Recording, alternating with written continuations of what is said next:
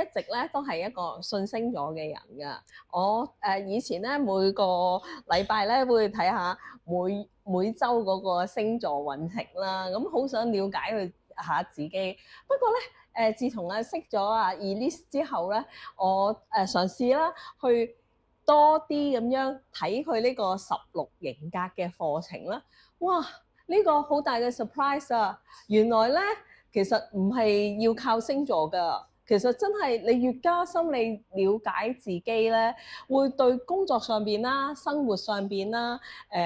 好有幫助咯。同人客嗰方面嘅展述啦，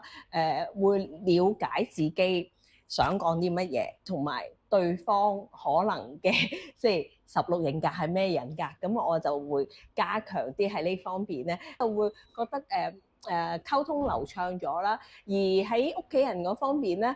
原來我知道我媽咪係乜嘢16型人格喎，呢樣嘢咧真係啲餸都好味啲啊！大家可以試下喎，因為其實我覺得性格咧好影響自己唔同方面嘅成長啦，尤其是可能講緊你初出茅廬嘅朋友啦，我會覺得如果你走少啲彎路嘅話咧，對你嘅仕途或者咧對你周圍嘅生活咧都會加好多分㗎喎。